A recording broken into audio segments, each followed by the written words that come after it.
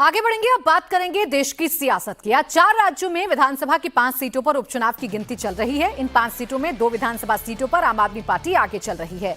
पंजाब के लुधियाना वेस्ट और गुजरात के विसावदर में आम आदमी पार्टी के कैंडिडेट बढ़त बनाए हुए हैं। वहीं गुजरात की कड़ी में भाजपा आगे चल रही है, तो केरल में कांग्रेस और बंगाल में टीएमसी को बढ़त मिली है।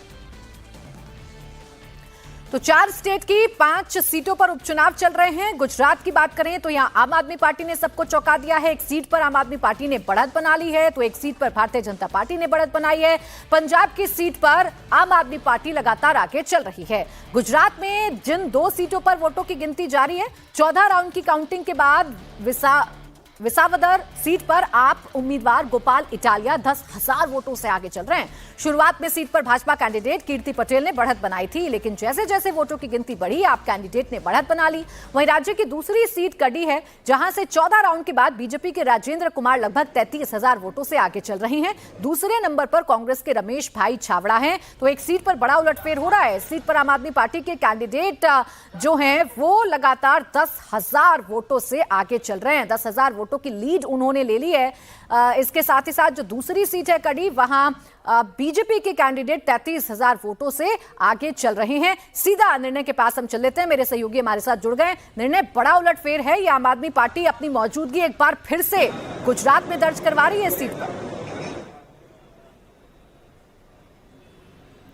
बिल्कुल, और मैं पहले आपको ताज़ा अपडेट दे दूंगा प्राची। 19 राउंड के जो काउंटिंग है वो हमारे पास फिगर्स आए हैं, और आम आदमी पार्टी के उम्मीदवार गोपाल इटालिया करीब 15,000 वोटों से अब आगे हो चुके हैं। हालांकि कड़ी में बीजेपी बहुत ही कंफर्टेबल पोजीशन पे है। लगभग तय हो चुका है कि बीजेपी ये सीट जीत जाएगी, लेकिन जो बड़ी खबर है वो है आम आदमी पार्टी की जो लीड बनती हुई नज़र आ रही है विसावदर की सीट से।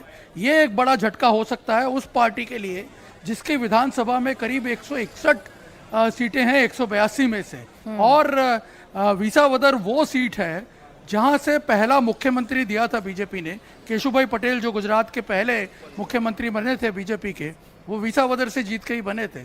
और विसावदर की सीट से आप सोचिए, पिछले 18 सालों से बीजेपी या तो कांग्रेस से पिछड़ती आ रही है, कभी पाटीदार आंदोलन के चलते 2017 में उसको नुकसान होता है, बागी बन जाते हैं 2022 में, और वो भूपत भयाणी फिर आम आदमी पार्टी से जीत के आते हैं, वापस बीजेपी में शामिल होते हैं। उसके बाद जब उपचुनाव होता है और वहाँ अब आप देखिए आम आदमी पार्टी एक बार फिर जीतती हुई नजर आ रही है। एक तरह से मनोमंथन का भी ये समय बीजेपी के लिए कि इतनी कंफर्टेबल होने के बावजूद विसावदर में आखिर ऐसा क्या हो रहा है। बिल्कुल, और नए प्लेयर आम आदमी पार्टी अगर वहां इतनी बड़ी बढ़त बना रही है तो सवाल खड़े होते हैं बीजेपी की अपनी तैयारियों पर। शुक्रिया आपका निर्णय, तमाम जानकारी के लिए। आज जिन सीटों पर काउंटिंग जारी है उनमें सबसे ज्यादा अहम पंजाब के लुधियाना वेस्ट की सीट है।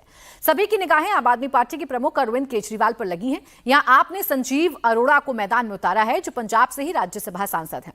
अगर अरोड़ा उपचुनाव जीत जाते हैं तो उन्हें राज्यसभा सीट छोड़नी होगी। इसके बाद राज्यसभा की सीट खाली हो जाएगी। ऐसा माना जा रहा है, ऐसी अटकलें हैं कि आप अरविंद केजरीवाल को इस सीट पर पंजाब से राज्यसभा भेज सकती है। हालांकि आम आदमी पार्टी इससे इनकार करती रही है। संजीव अरोड़ा 8 राउंड की काउंटिंग के बाद लगभग 3300 वोटों से आगे चल रहे हैं।